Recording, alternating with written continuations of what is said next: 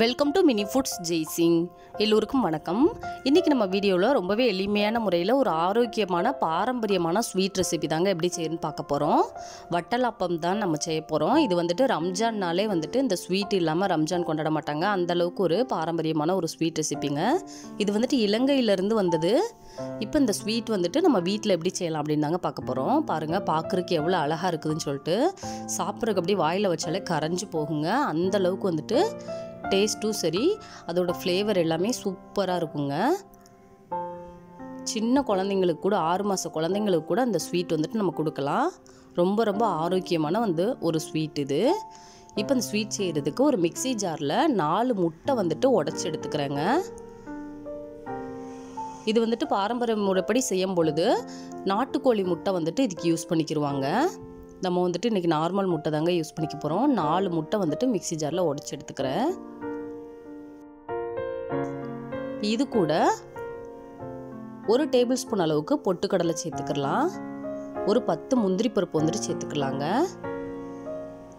ஒரு 7-8 ஏலக்காய் வந்துட்டு சேர்த்துக்கலாம். நம்ம முட்டை சேர்க்கறதுனால ஏலக்காய் சேர்த்தா தான் அந்த கவுச்சி ஸ்மெல்லு வராது. 3 ஸ்பூன் அளவுக்கு சுகர் வந்துட்டு சேர்த்துக்கலாம். 1/2 கப் அளவுக்கு பனை வெல்லம் வந்துட்டு நல்லா நுணுக்கி வந்துட்டு சேர்த்துருக்குறேங்க. இதை வந்துட்டு நைஸாக அரைச்சி எடுத்துக்கலாம்.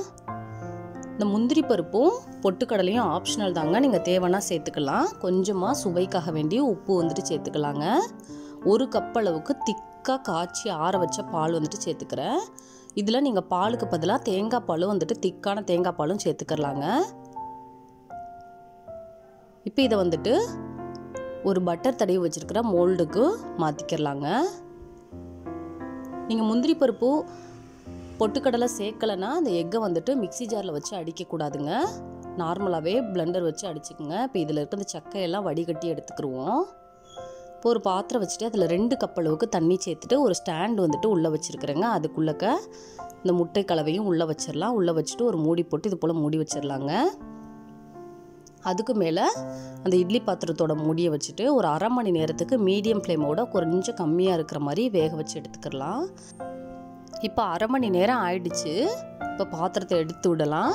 ஒரு கத்தி இல்லாட்டினா டூத்பிக் வச்சுட்டு இது போல் குத்தி பார்க்கலாங்க. பாருங்கள், கொஞ்சம் கூட ஒட்டவே இல்லை, நல்லா வெந்துருச்சுன்னு அர்த்தம். சூடாக இருக்கும் பொழுது அது போல் ஃப்ளஃபியாக இருக்குங்க. கொஞ்சம் நேரம் எடுத்து ஆற வச்சுட்டு நமக்கு வேணுங்கிற ஷேப்பில் வந்துட்டு கட் பண்ணி சாப்பிட்லாம். இல்லாட்டினா ஃப்ரிட்ஜில் எடுத்து வச்சுட்டு சாப்பிட்லாங்க. இந்த முந்திரி பருப்பு பொட்டுக்கடலை சேர்க்கலைன்னா இன்னுமே சாஃப்டாக இருக்கும். நம்ம அது சேர்த்துருக்கிறனால கொஞ்சமாக புட்டிங்கோட பதத்துக்கு இருக்கும்.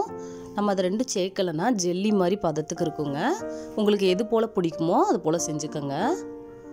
பாருங்கள், பார்க்குறக்கே எவ்வளோ அழகாக இருக்குதுன்னு பாருங்கள். இந்த வீடியோ உங்களுக்கு பிடிச்சிச்சுன்னா லைக் பண்ணுங்கள், கமெண்ட் பண்ணுங்கள், உங்கள் ஃப்ரெண்ட்ஸ் அண்ட் ஃபேமிலிஸ்க்கும் ஷேர் பண்ணுங்கள். இதே போல் சிம்பிளான ரெசிபிஸ் வீடியோ தொடர்ந்து பார்க்குறதுக்கு மறக்காமல் mini foods Jaisingh channel subscribe பண்ணுங்கள். தேங்க்ஸ் ஃபார் வாட்சிங்.